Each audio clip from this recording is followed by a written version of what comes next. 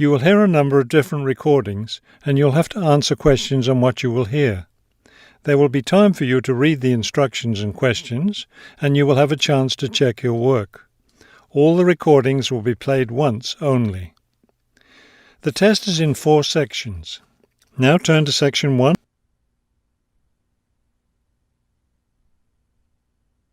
Section 1. You will hear a woman making a hotel reservation over the phone. First, you have some time to look at questions 1 to 4.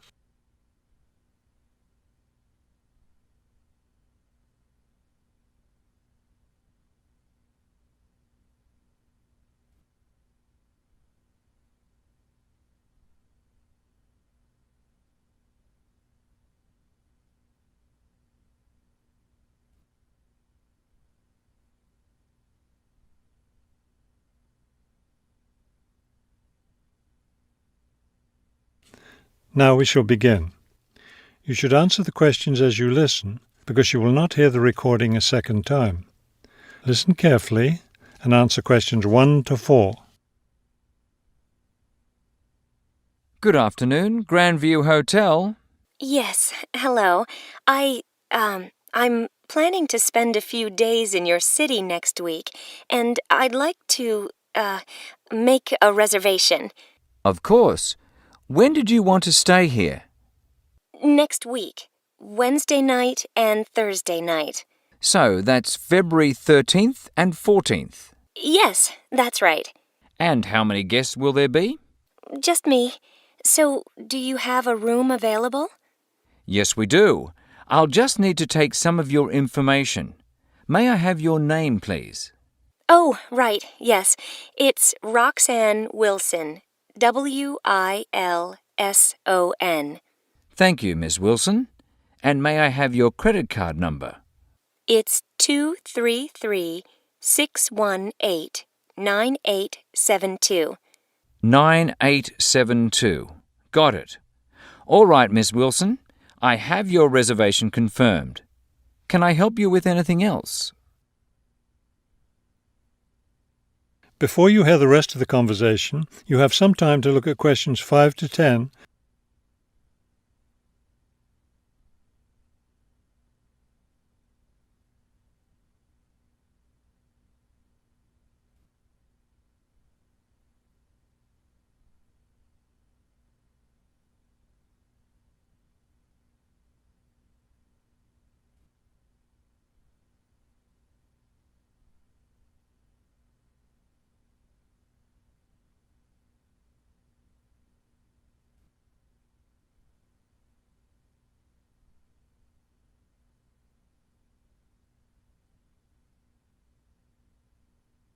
Now listen and answer questions 5 to 10. Well, yes, I was wondering, since I'll have a couple of free hours Friday morning before I leave, is there anything interesting to see close to the hotel? Do you like museums? The art museum's very close by. I love museums, but not art. Can't stand it. I've heard your city has a very interesting science museum, though. Yes, but unfortunately it's closed in the winter. Are you interested in shopping? Sure, I love shopping. Are there any good stores nearby? Yes, we have a large shopping mall just 2 bus stops away. You take the bus to Monument Square, and it's just half a block from there. Just look for the post office, and you'll see the mall entrance next to it. Fabulous. What about lunch? I hear your city has good restaurants. Yes, there's a nice restaurant very near. It's just across the street from the park. Sounds good. I can have lunch, then walk in the park afterwards. I have one more question. What's the best way to get to the hotel from the airport? Subway is the fastest, of course. There are buses, but they're quite slow. I'll be arriving quite late, after 10 p.m. I thought I might have to take a taxi. The subway runs until midnight. Oh, good. Then I'll do that. Will there be someone at the hotel front desk that late? Oh, yes. The front desk stays open until 2. That is the end of section 1. You now have half a minute to check your answers.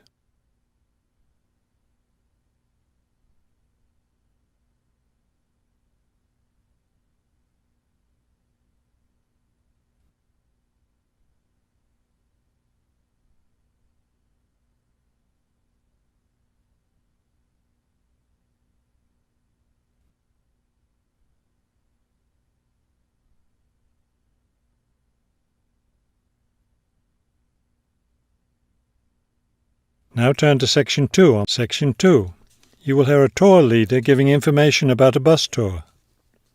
First, you have some time to look at questions 11 to 15.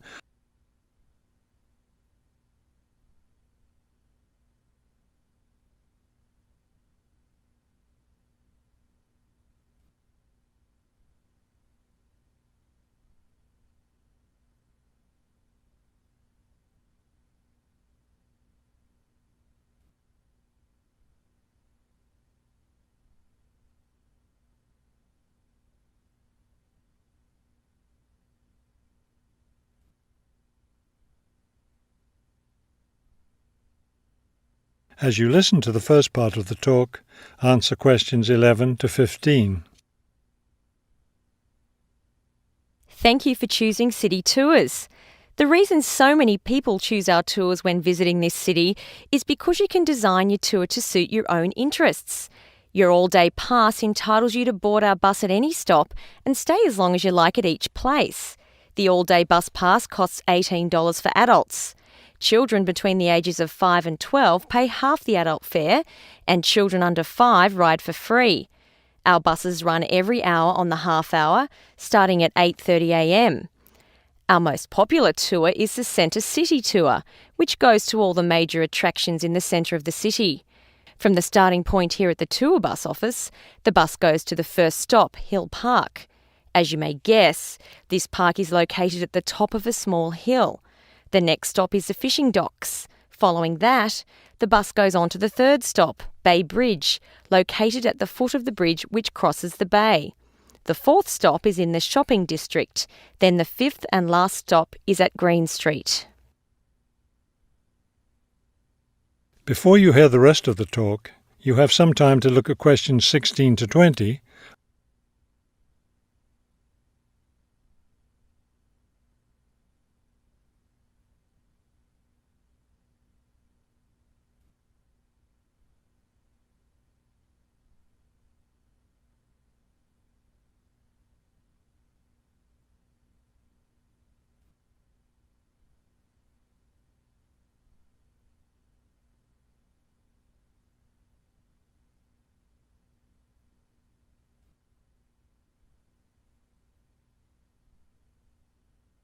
Now listen and answer questions 16 to 20.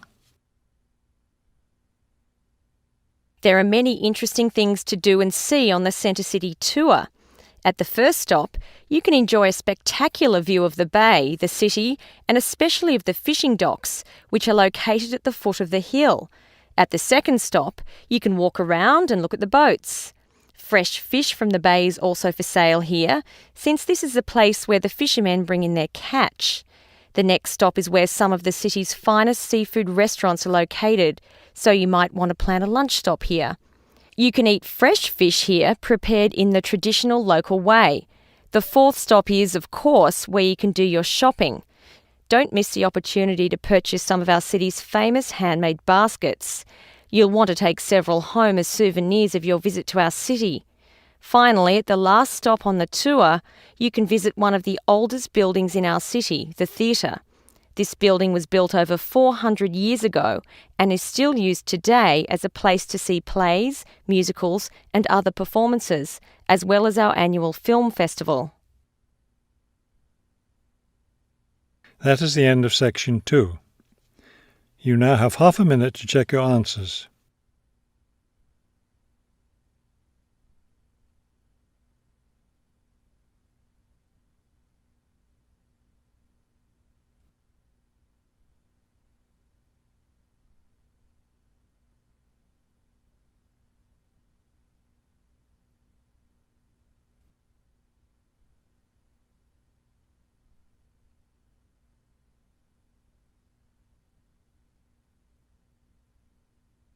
Now turn to Section 3. Section 3.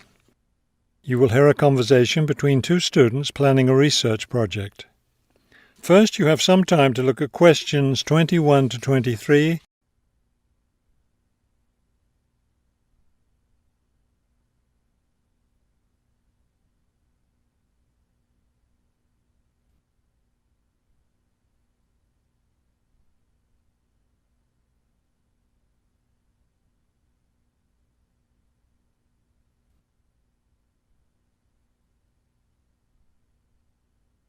As you listen to the first part of the conversation, answer questions 21 to 23. We'd better start planning our research project because we don't have much time left before it's due. I know, only 3 more weeks. Is that all? I thought we had more time than that. Well, let's get to work then. Okay, so we agreed we're going to interview shoppers about their spending habits. Did we decide to conduct our interviews at the department store? We haven't decided anything definitely yet, but I think the shopping mall would be a better place. We'd get more of a variety of shoppers there. Yes, that's a good point. So let's do that. How many interviews did the professor say we had to complete? She said at least 30. That sounds like a lot, doesn't it? Yes, but if we divide it up between the two of us, that's just 15 each. That's not so bad. Before you hear the rest of the conversation, you have some time to look at questions 24 to 30.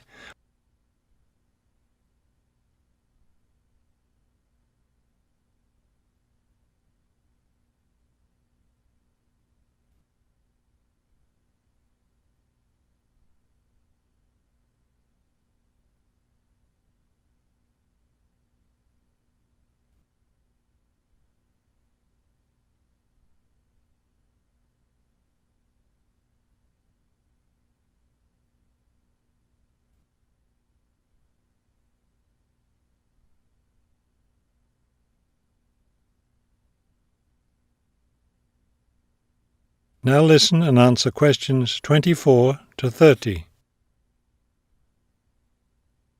Okay, so I guess we'd better start designing our questionnaire.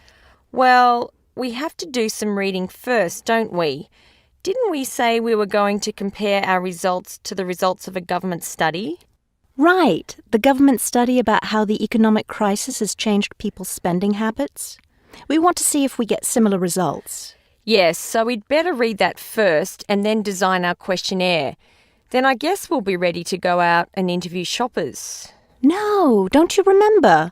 The professor said she had to approve our questionnaire first before we actually conducted the interviews. Oh, right.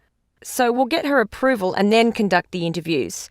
I think a Saturday would be the best day for the interviews because everyone's out shopping then.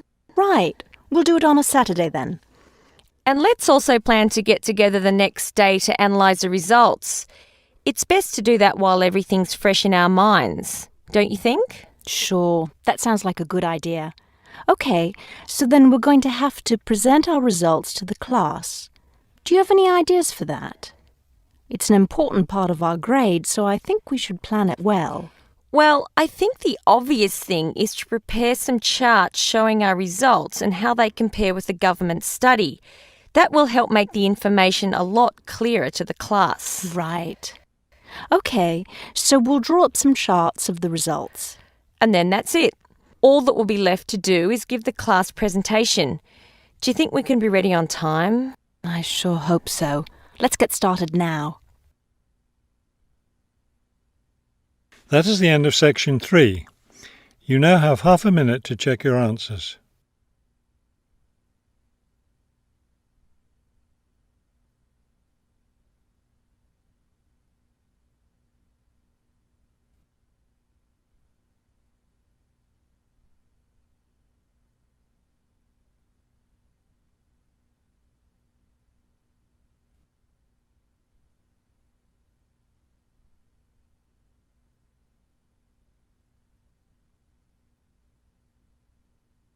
Now turn to Section 4. You will hear a professor give a lecture on Louisa May Alcott. First, you have some time to look at the questions 31 to 40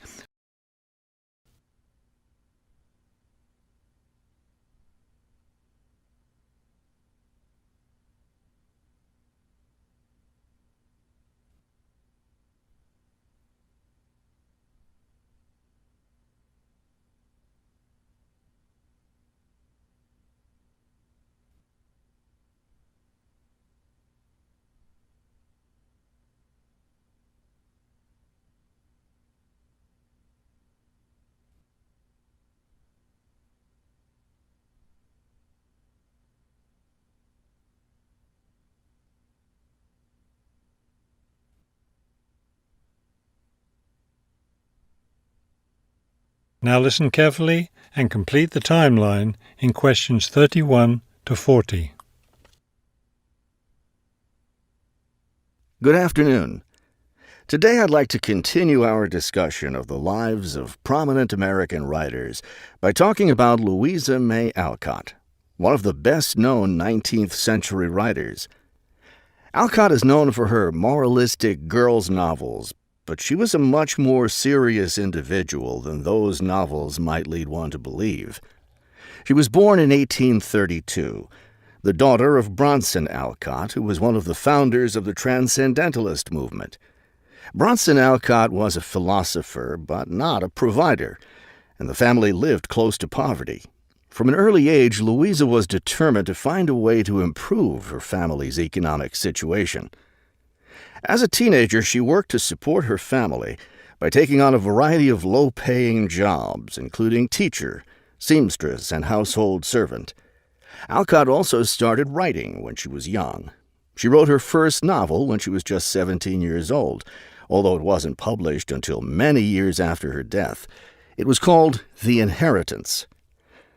In 1861, the Civil War broke out. Alcott worked as a volunteer, sewing uniforms and bandages for soldiers. The following year, she enlisted as an Army nurse. She spent the war years in Washington, nursing wounded soldiers at a military hospital. While working at the hospital, she wrote many letters to her family at home in Massachusetts. After the war, she turned the letters into a book, which was published under the title Hospital Sketches. She also wrote numerous romantic stories, which she sold to magazines. Around this same time, she was offered the opportunity to travel to Europe as the companion to an invalid. When she returned home from Europe in 1866, she found her family still in financial difficulty and in need of money, so she went back to writing. Her big break came in 1868, with the publication of her first novel for girls, Little Women. The novel achieved instant success, and the public wanted more. From then on, Alcott supported herself and her family by writing novels for girls. It wasn't the writing she had dreamed of doing, but it earned her a good income. Alcott took care of her family for the rest of her life. In 1878, her youngest sister May got married. A year later, May died after giving birth to a daughter. Louisa Alcott raised her sister's orphaned child. In 1882, Bronson Alcott suffered a stroke. Soon after that, Louisa Alcott set up a house for him, her niece, her sister Anna, and Anna's 2 sons in Boston. Her mother was no longer living by this time. Alcott was still writing novels for girls, including 2 sequels to Little Women, Little Men and Joe's Boys. The latter was published in 1886. Louisa Alcott had suffered poor health ever since she contracted typhoid fever while working as a war nurse. She died in March of 1888, at the age of 55. She was buried in Concord, Massachusetts. That is the end of section 4. You now have half a minute to check your answers.